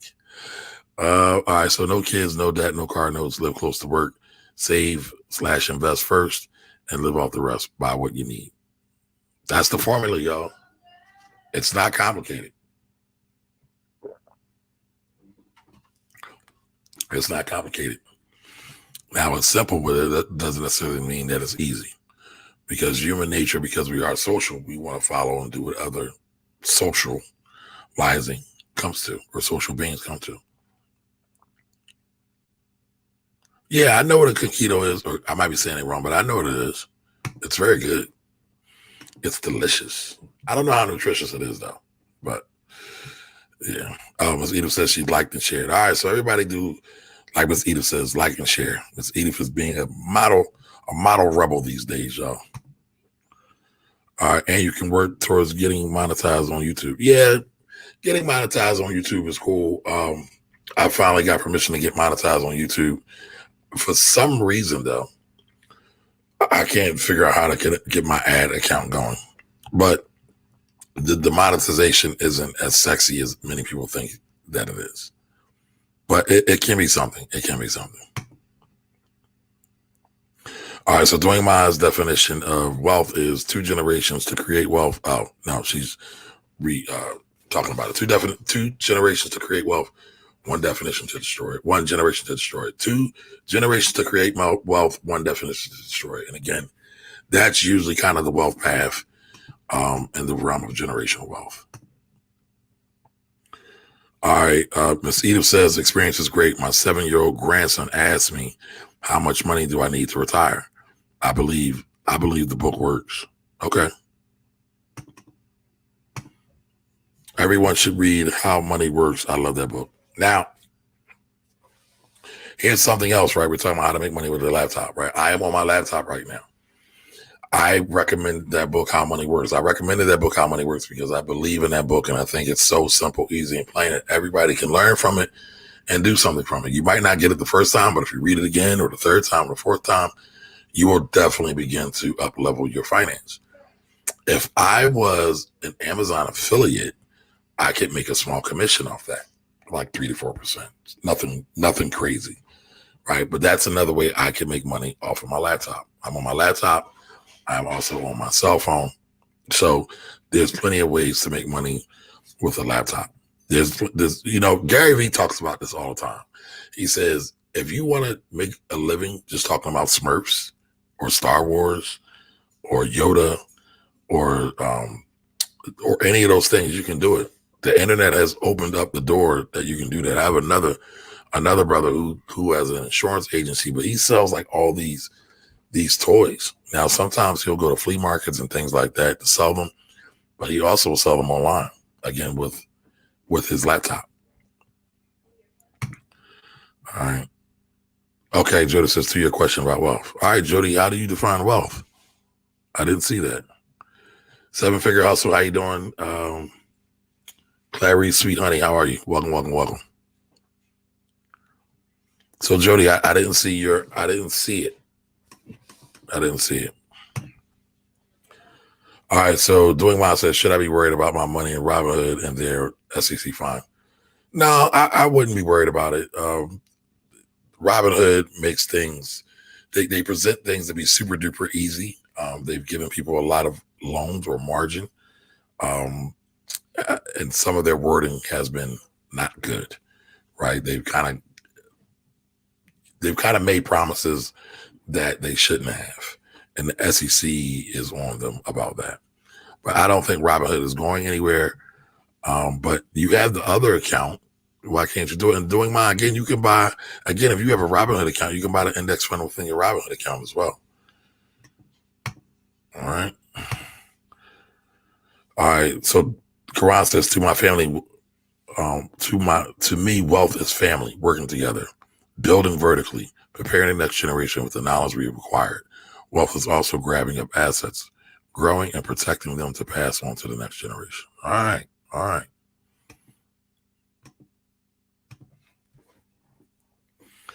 All right, Winfred asks, what credit score do I need for a second mortgage or home equity? Not sure. I'll have Robert Lewis check in with you. I'll send you Robert Lewis's information. He's my mortgage guy. He does a great job. He just handled a mortgage for one of my clients recently, and they overjoyed. But I don't know. I would say try to get as high as possible, right? Try to get into that 700 range, but I don't know where you are now.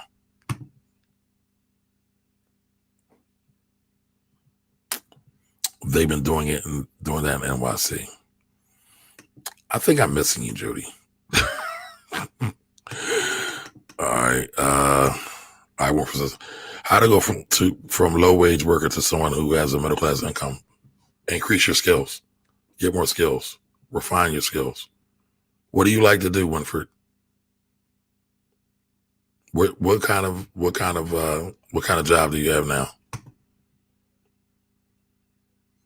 I mean, and there's a lot of programs online that you can learn a new skill and you can put it into work. I mean, programming is one of them. I'm not saying you have to be a programmer. I'm just using it as an example. Kids have learned how to program in the next couple of months, and they found jobs making high five, low six figures sometimes.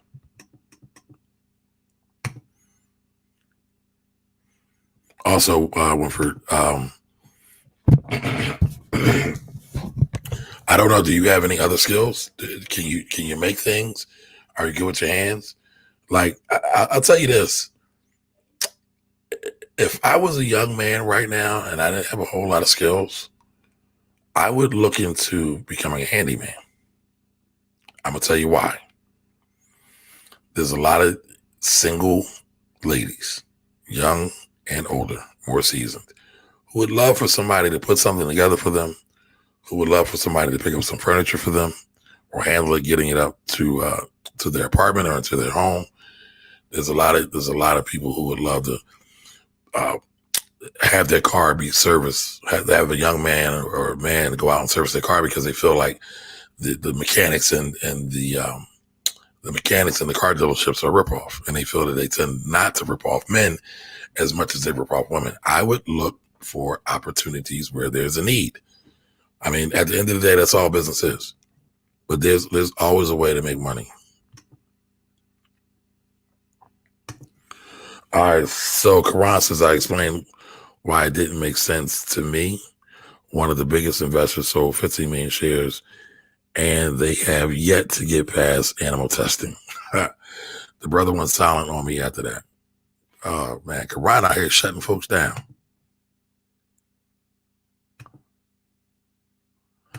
Okay, diversity and stewardship, right. That's your definition of wealth. Okay. But how? What do you mean by how?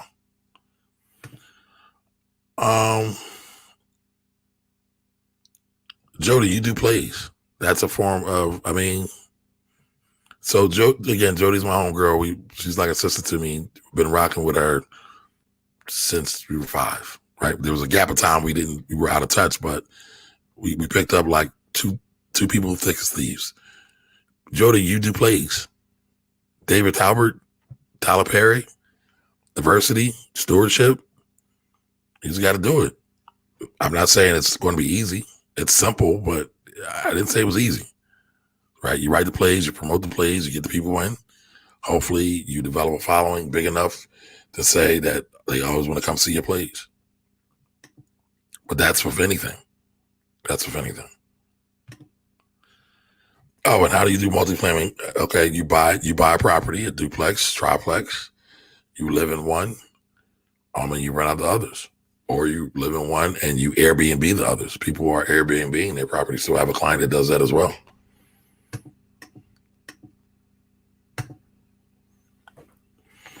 Oh, Jody, I see. I want to have to preface my answers because by the time you see, sometimes it does lapse. All right, Mark Daniel says, what's up, Mark? E-commerce is also an emerging space for increasing your income in many sectors. Yes, it is an amazing space to increase your income in all sectors, in my opinion.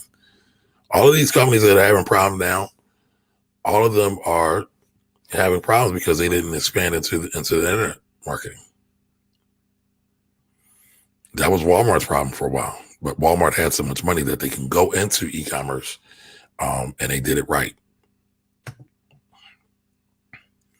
Oh, good one, Don. Don says hang TVs or become a home inspector. Yeah. Winford, are you saying this? These are great ideas. These are great ideas. Maybe we'll do a show on how to increase income. All these jobs that are out there, right? Because again, for me, one of the first things I think most people should do, just talking about average everyday folks, is figure out ways to increase their income. Because most of us are not maximizing our income. The better you maximize your income, the easier your wealth creation journey is. Because the idea is to take that income and not buy dumb stuff, not buy crap, but to buy assets, stocks, bonds, businesses, real estate, whatever it may be.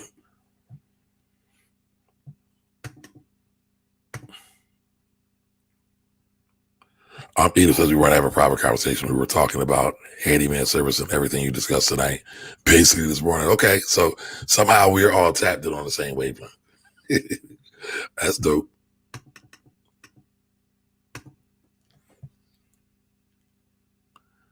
But how do you do re-commerce with a laptop?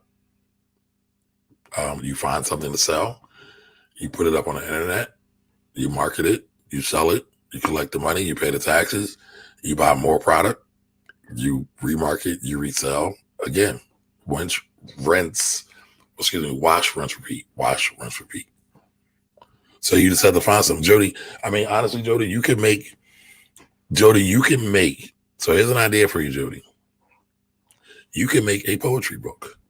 You can make a poetry book. Jody makes awesome poetry, y'all. She writes awesome poetry. She performs awesome poetry as well. You could make a poem book, right, for the beginner and give them writing prompts, poem prompts. It was something you were doing years ago when y'all were doing writing prompts for poems. And you could create a journal and you could talk about the benefit of this. And then you could go on and you could perform your poetry on social, and that could be a way for you to magnetize people and get them to like you, or rock with you at least, right? There's a young lady that's super dope on IG, and I believe she's done some of the same things. I don't know exactly what, but her name is like Maui W or something like that. She's super dope, super dope.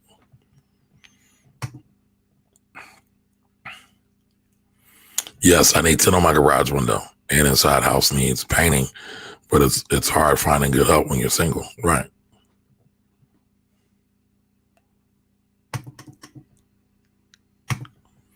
So, Winfred, if you're still on, again, there's several ways to make money. You just got to get at it. And I don't say that cavalierly. I'd say that with all due respect, that there's money out here to be made. Uh-oh, I think I jumped.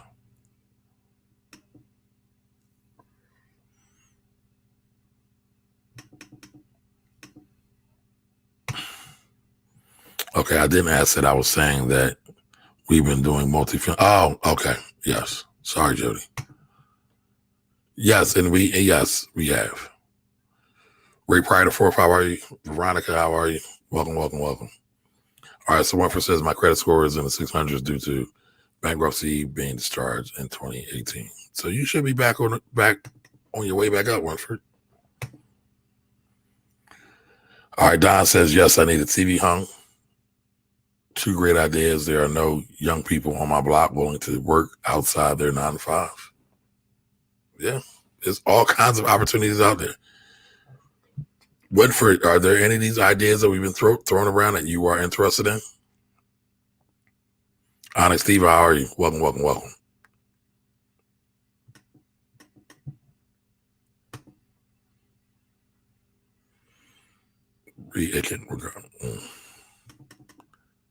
Maddox 12, how are you? Welcome, welcome, welcome. Happy Wednesday. All right. So Don says I sold things around my house that I didn't need. Yeah. So eBay, I did an interview with my buddy Derek Quick, who does eBay. He's a trucker and he does eBay, and he makes money doing eBay. There's a lot of stuff on my YouTube channel, y'all. There's a lot of ways to create ideas, give you ideas to go after making more money. I don't just talk about stocks. I don't just talk about taxes. I talk about getting to the money too, in terms of income. So Don says I sold things around my house that I didn't need, used the funds to add to my 2021 IRA contribution. Smart man. Angela says these are all great ideas for increasing income. Thank you, thank you, thank you. Yep, snow removal was a good one.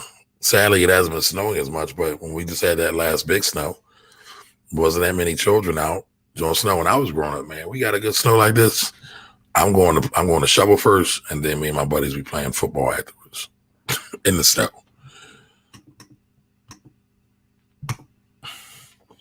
Single women need help with snow removal, and yes, all of that. You can get you a lawnmower for about, let's say, $100. You want to get you a pair of edgers as well. and, you know, do a great bam job. I love the Steve Harvey. Steve Harvey has a story that he tells about his buddy who wanted to make $1 million, and he said, find a job that you can do for $10 and do it over and over and over again. And he said his buddy decided to cut grass, and he got one job, did a great job on that one. Then he got another job, and then he got another job, and then so forth and so on. And he hired people and so forth and so on. And then he was able to make $1 million.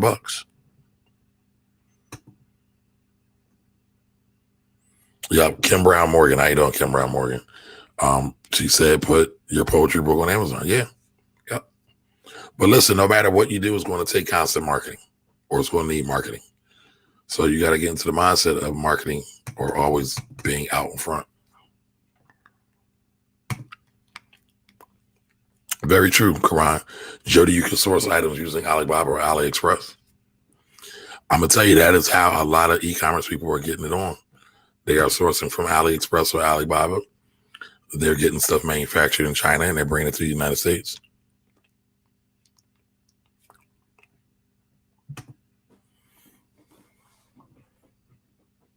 Okay, e-commerce is probably the best idea for now until I get transportation. Yeah, potentially. What are you interested in? Now, I'm gonna warn you, if you think you're just gonna put stuff up on social media, Instagram, YouTube, and it just sells, I have some news for you all. That's not going to work. You gotta find a way to market it. You gotta find a way to illustrate how your product or service is solving somebody else's pain point. Like, I'm gonna go back to Jody. Like, I like poetry.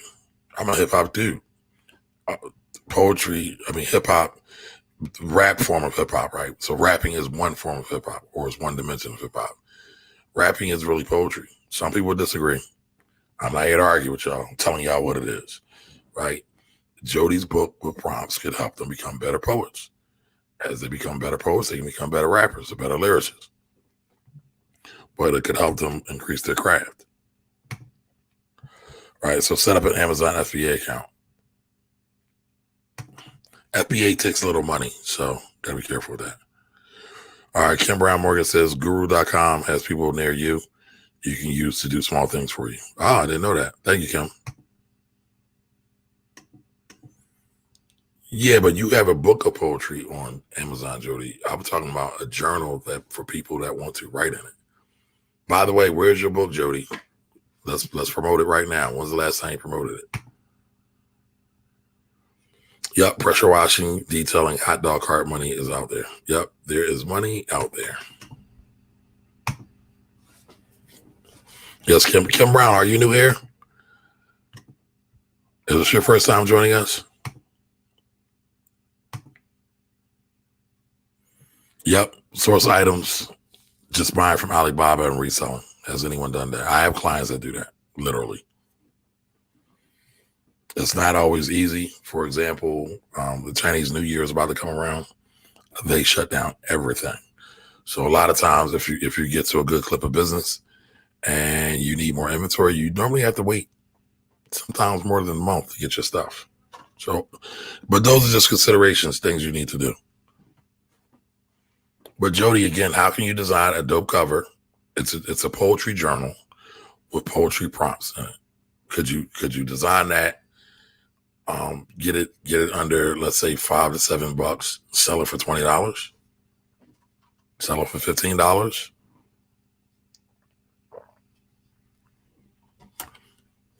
Could you do videos every morning showing people how you're using these writing prompts to write beautiful works of poetry? And then can you also upsell to the other poetry book you have on Amazon as well? Can you do that as well? It don't stop, y'all. It doesn't stop. So, the TC, how are you? Thanks for joining. Welcome. But it doesn't stop. You just have to say, what do I want to do? What do I want to go after? What am I going to put my all into? What am I going to put my resources into? What am I going to put my money into? What am I going to be focused on? All right. So one of the things I've been saying I want to do is I want to do kind of like a roundtable with a bunch of us to just get together and talk. But maybe this is something we'll do in the Finance Rebel Academy on Facebook, and maybe we'll do like a Zoom call or something. We can talk about how do we how do we increase our income levels, and just give people ideas. I can't do it for y'all, but I can help give you some ideas. All right, so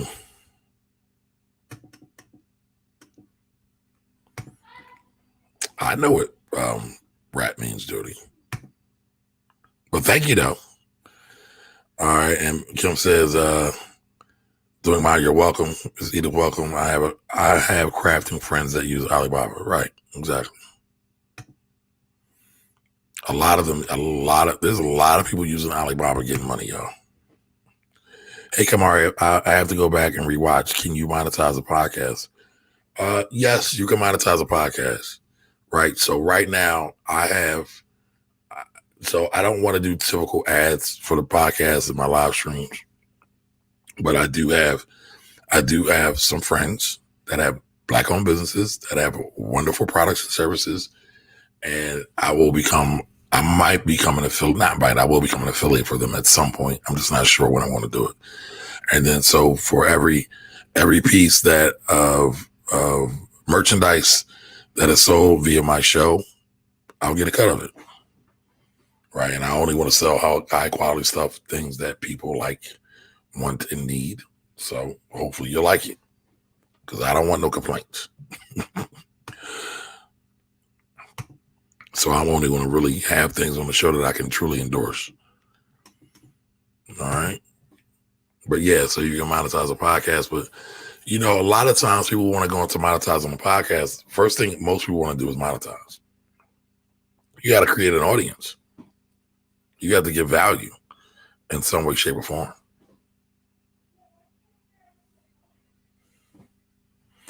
All right, so Angela says, Edith, I always wanted to buy from Alibaba, but was scared to purchase after hearing all negative news.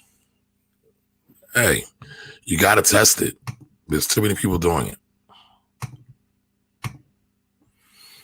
There's way too many people doing it.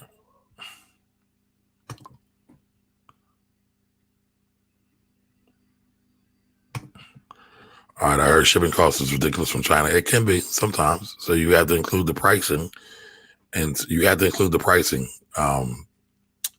your overall cost.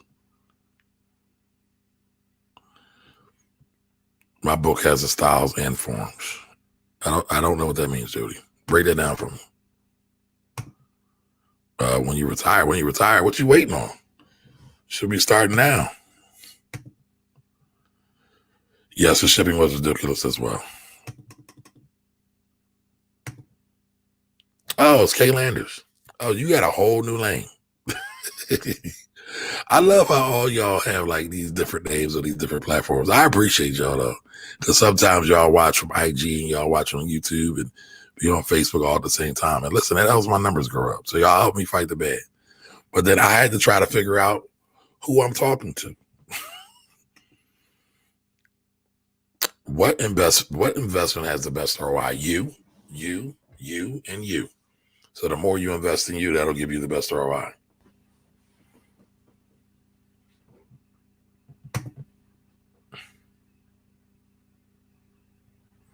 Gotcha. All right, please host that. I wanted to do this for my birthday and invite people and host a Zoom. All right, I'll do it. Ms. Edith, are you in the Financial Rebel Academy on Facebook? I know you're in my text community. If you guys are not in my text community, shame on you. We're going to start doing a lot more stuff through there. All you have to do to join, it's free. It's totally free. Text me, 215-974-0058. Again, 215-974-0058. So let's see. Exclusively Blue, how are you? Trade with Lisa, how are you? Right. prompt idea is hot. Jody, does your book have prompt ideas? Sharon, what's up, homie? A lot of support of diverse businesses. Yeah, I support Black-owned businesses. to be particular. Lisa, I'm not taking anybody on right now. Yes, to monetize is a process. Yes, it is. I hear you, Alibaba. I guess we'll pray. Listen, if y'all want to make more money, you got to test things. And guess what? Sometimes it might not work out. So I'm going to pick on Mark Daniels a little bit. Mark Daniels has a cheesecake place out in Wichita. I'm sure Mark has made batches of cheesecake that were terrible. For whatever reason. That might not be his fault. It didn't work out. So he had to throw that batch away and had to do a new one. It's part of the game, people. It's part of the game.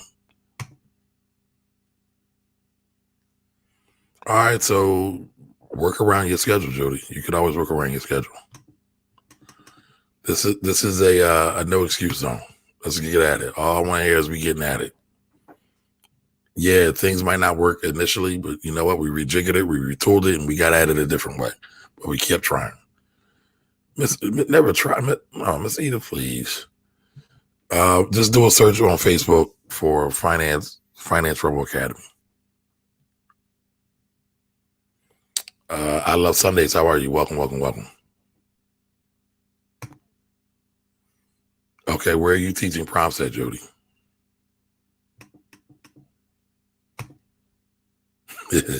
Come on, Sharon. You know I love having fun with you.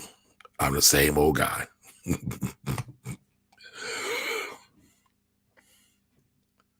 All right, Doing Ma says I'm not on Facebook. They keep putting me in jail. All right, so listen, if you're not on Facebook, for those of y'all who do not like Facebook, and two, want to do or participate in some of these activities that I want to do, get into the text community. Again, 215-974-0058. Again, 215-974-0058. Because more than likely, I'll just do a Zoom, and we'll get in there and we'll chop it up. We'll throw some questions.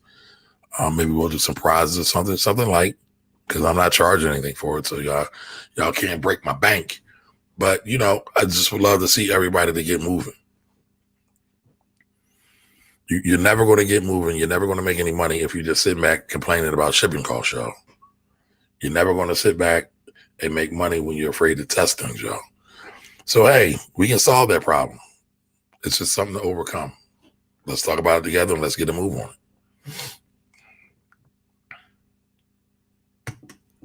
All right, Mark, I'm sorry. I didn't mean it to besmirch the beauty of your cupcakes. I know they're the bomb.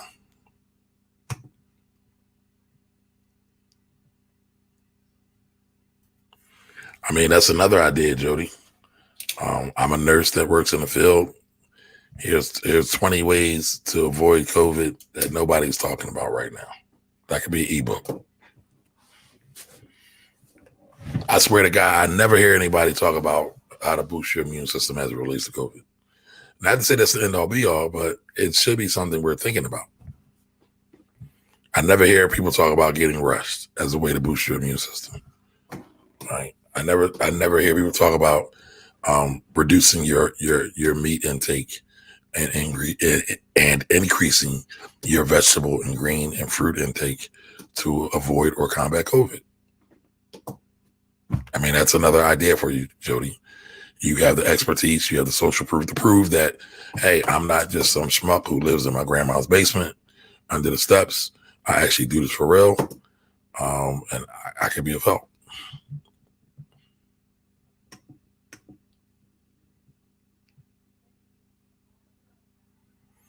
Okay, so you can sell your book to them, Jody.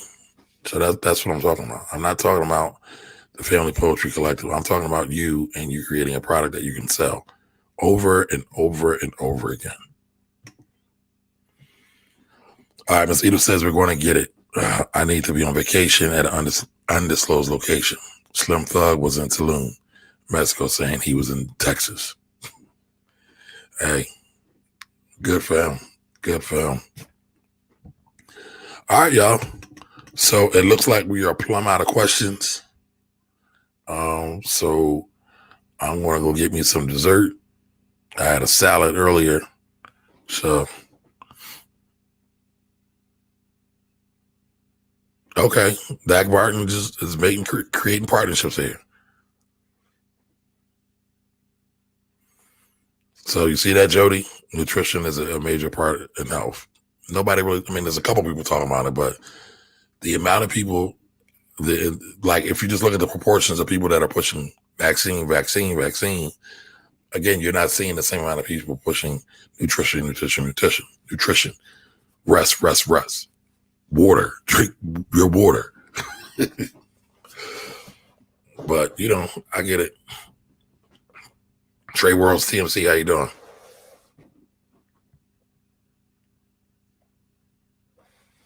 So, well, folks, I don't know what that means, Jody, but it's all love and it's 10. So I've been rocking with y'all for 2 hours. I hope y'all had a good time. I hope y'all wasn't too bored talking about this money. All right, my thing is jumping on me. Those things are being pushed. People don't listen. I'm tired of people. Being pushed by who though? And just because something is being pushed doesn't mean that you can't jump in and push it as well. You know what? Kim Brown Morgan just said, or Kay Landers, now I know who you are, Kim. Black seed oil, olive leaf oil, kale, I've been using everything to come back.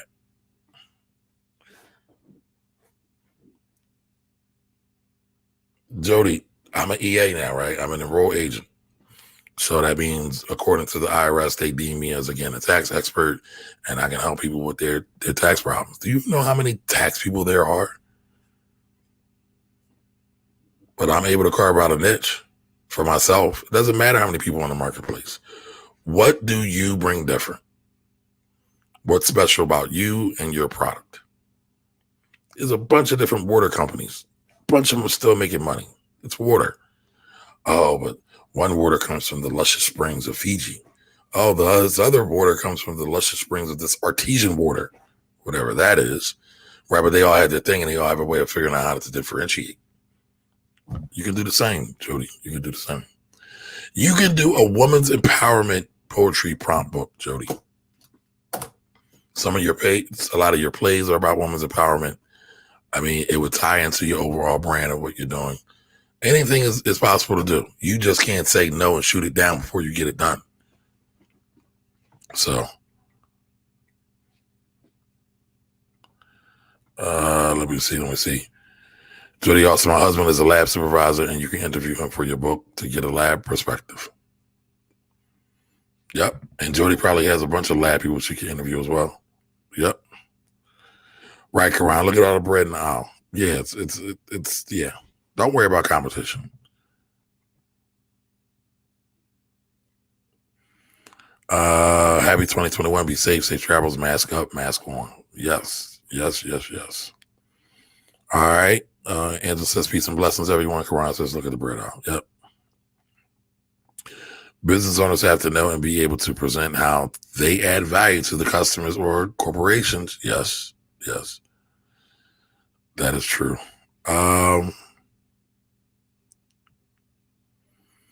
Angela says, season's greetings to you too as well. Got that. All right. Haven't shut it down. Okay. All right. So when can I expect to see your product on the market?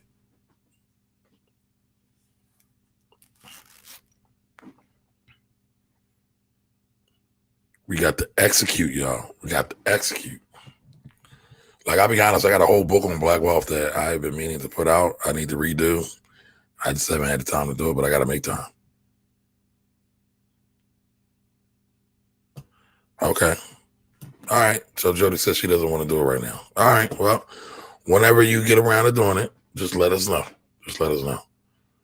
How you doing, Ty? Thanks for joining. We're about to shut down now.